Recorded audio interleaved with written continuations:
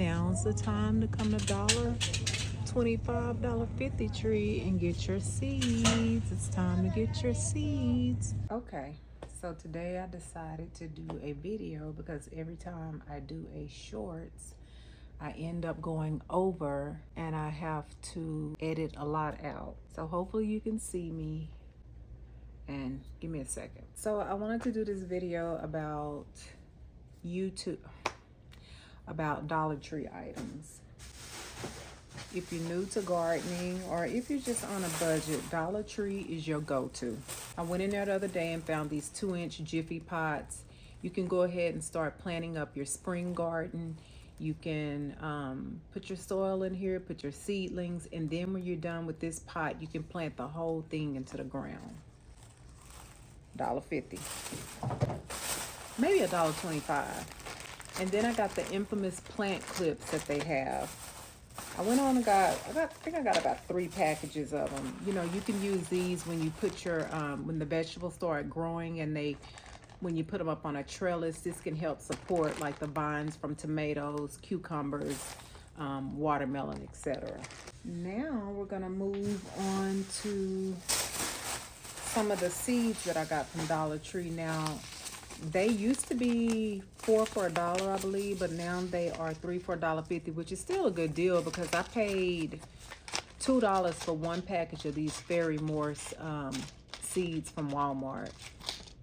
So sometimes you're paying for brand, but nevertheless, I wanted some of these because these are some of the flowers that my grandfather grew in his backyard. And for those of you who don't know, I wanted to try to like mimic my garden from things that I saw growing up. So the 4 o'clocks, they're going in my garden. And then I fooled around and seen them at Dollar Tree. Wow. Let's see. These are at Dollar Tree. They have the flower garden mix. I picked up some of the sweet peppers. I'm gonna try my hand at growing tomatoes. I always end up buying a tomato plant, but I wanted to try my hand at growing them from seed this time myself. Got some cayenne pepper and some more jalapeno peppers. And then they have this big package with like, says it covers 100 square feet, the wildflower blend, because I want to have a cottage garden. That's what I'm working on. I picked up some bulbs the other day. Got some echinacea, the beautiful cone flowers. They do very well. And you know what, it says hardy to zone 3, but you can't always go by this because I had echinacea in my garden. They do pretty good in Texas. And then I got the caladiums. I'm not a big annual girl, but the caladiums do pretty good. They're hardy to zone 9. I'm in zone 8B. And I had these in a pot one time. These are absolutely beautiful. And my grandfather loves caladiums. So yeah, that's gonna look really nice. And then although I already have elephant ears, that's my staple. I have them in a pot. I'm gonna put them in the ground this time. Again, I'm going for a vibe it's gonna be so beautiful. Grasses, ears, you know, the whole shebang. So yeah. So I wanted some big plants. So you can't go wrong with a good elephant ear. They're low maintenance. They do like a lot of water. And the more you water the ears, the bigger they get. Other than that, they're real low maintenance. They're sitting out here freezing right now, and in spring they'll grow right back. Also, my son sent me a video on asparagus. They look pretty easy to grow, but I just looked on here and it says that they're hardy to zone 4. We shall see. I'm gonna look up a YouTube video. Anybody grew asparagus in Texas? Let me know.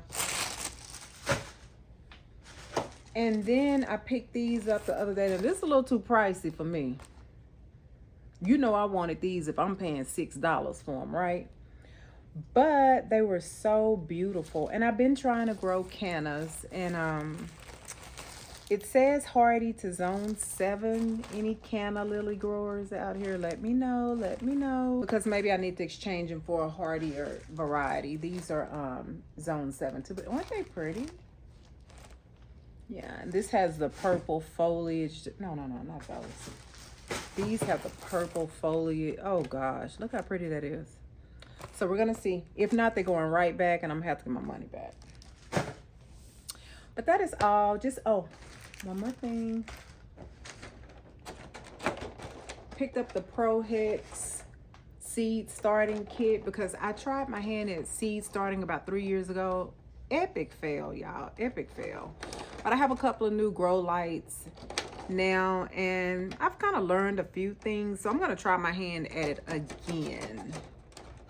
Wish me luck.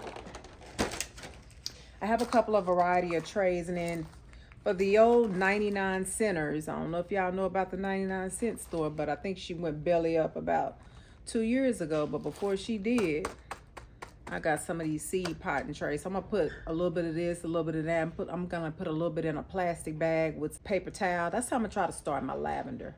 But we're gonna see. We're gonna see what happens.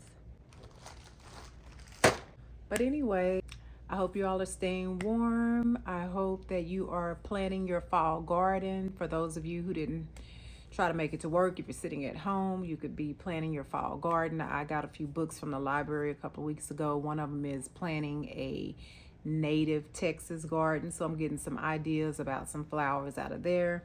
Again, I'm gonna try my hand at starting a few seeds. You know, just take advantage of being at home. So yeah, you guys take care. I'm Kim with Rooted Finds. On this channel, we show how to stretch your coin. I do different clearance hauls, thrifting, which is one of my other passions. I love to save some money. I love a good clearance. I go straight to the clearance when I go shopping, and then I hit the other sides of the stores.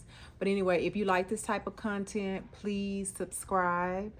Okay, take care.